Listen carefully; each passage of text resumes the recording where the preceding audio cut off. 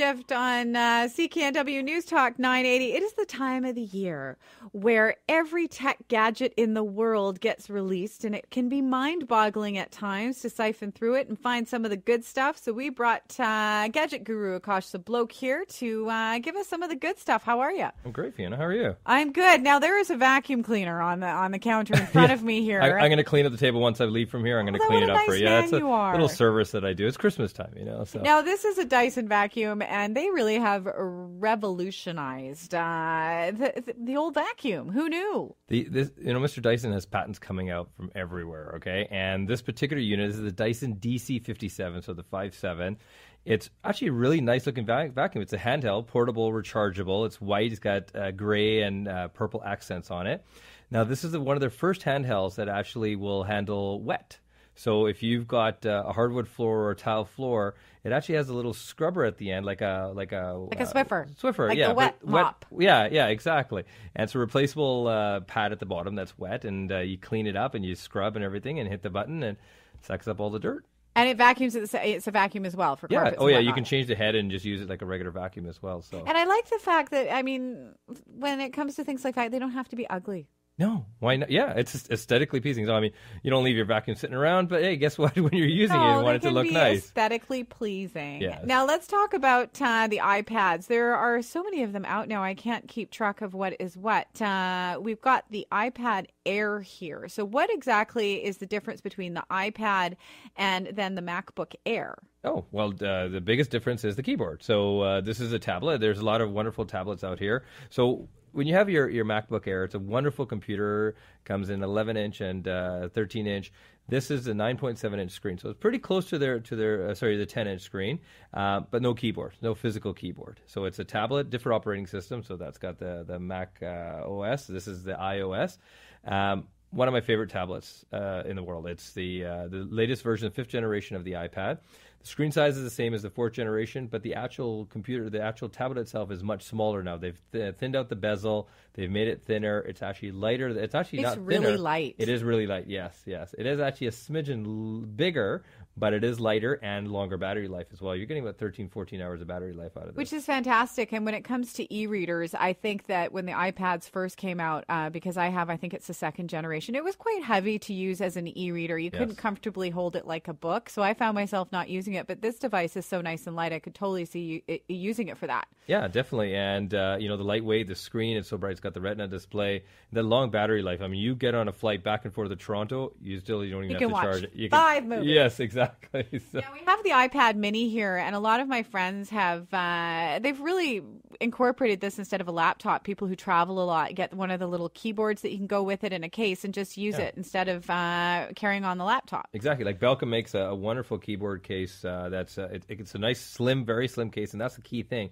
You don't want a case that now adds tons of bulk to the device that it is because you're trying to make it portable. But the iPad mini has become my favorite iPad, or even over the iPad Air, just because it's the weight, the size. I can keep it in my jacket pocket.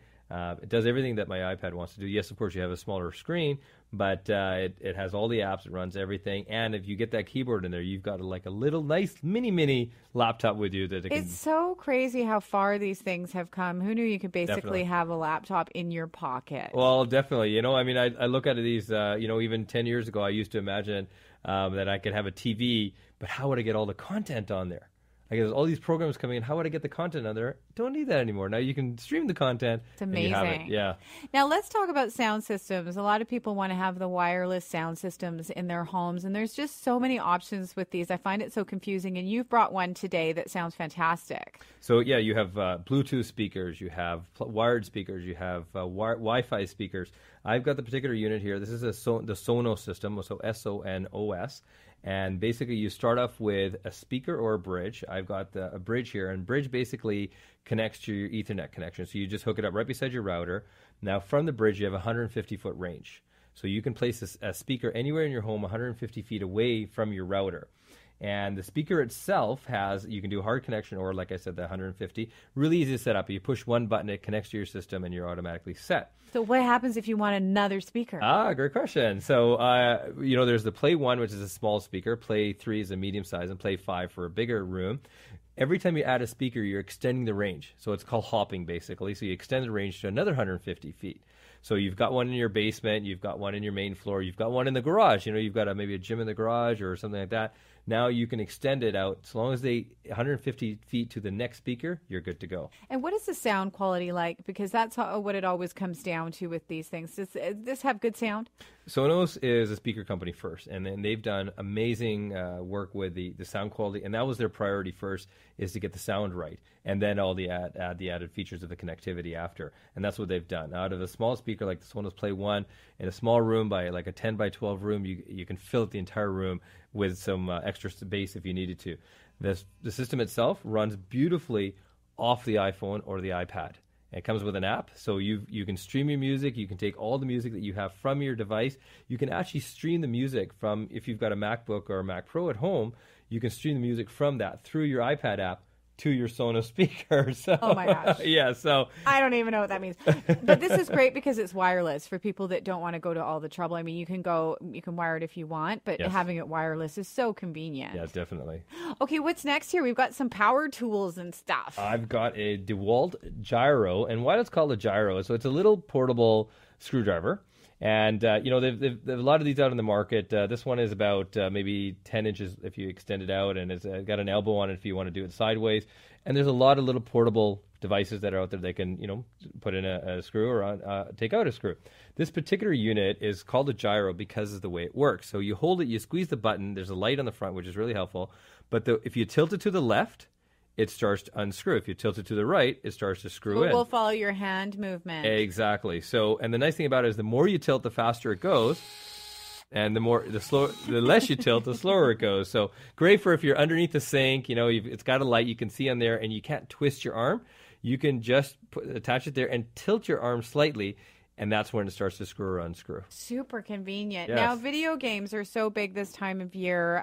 What are some of the hot ones that are being released right now if you're looking to get someone for under the Christmas tree? Well, definitely interactive games. I've got one here from Disney called the Infinity System. You can get a starter pack or you can get the whole system. So what Disney's done is they've made it fun for all kids of all ages, and the Disney characters come to life in the game. So there's a PlayStation 3 version, an Xbox version, there's a Wii version, and a PC version. You install the software, it comes with a control panel, and the starter kit. The one I have here has Sully and Jack Sparrow from the Caribbean movies. And basically you start the game, you put in the character, and now you are part of the game. And you're playing with a physical aspect and, of course, on the screen. And keeping on the mode of things that are toys, this one sounds like a fun one. It is the Griffin Moto truck. What is this and how does it work? So the Griffin Moto is the TCRC truck. There's no remote control. So you look at it, you open the box, and you go, I got this remote control truck, but there's no remote control. Well, guess what the remote control is? The remote control is your iPhone. And it uses the Bluetooth connectivity from your iPhone to the truck. It's pretty easy to set up. Now, the truck, I've played with Bluetooth trucks before, and you bounce them around, they hit the sofa, and it's fun for about 5 minutes.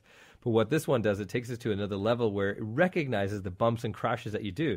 So if you do crash into the sofa on the right front bumper, it'll show you that you've actually got damage on the bumper. And the whole idea is to race around. So it's kind of like a video game as well. Yeah, but you've got this cool real truck running around your living room. So lots of fun. Now, Akash, you get so many of these gadgets and devices. I mean, what is your favorite thing right now? What is the one that when you do have extra time that you find yourself going to?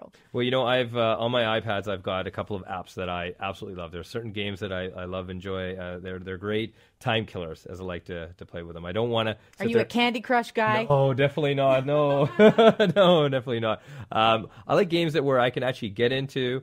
I can play them. I don't have to think too much. But they do challenge me a little, and then I can turn it off, and I don't have to worry about, did I pick up a key from this level, or, did I have to memorize this sequence? No, that's too much. I just want to have fun, and then be able to turn it off and then turn it on again when I need to.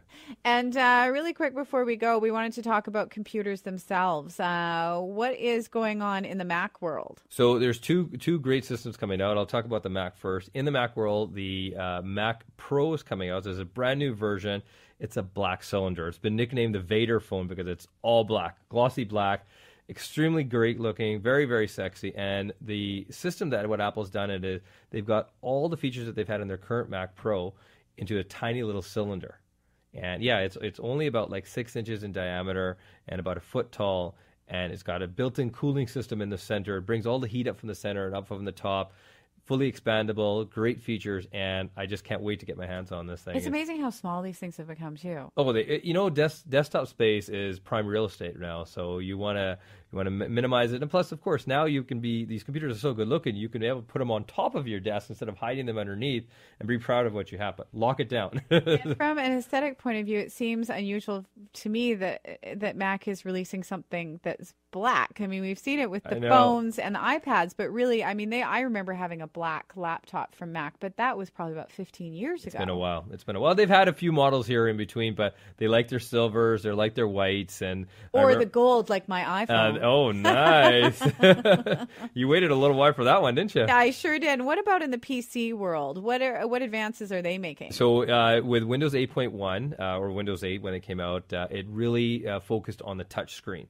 So you've got the tablet experience in a full-size computer.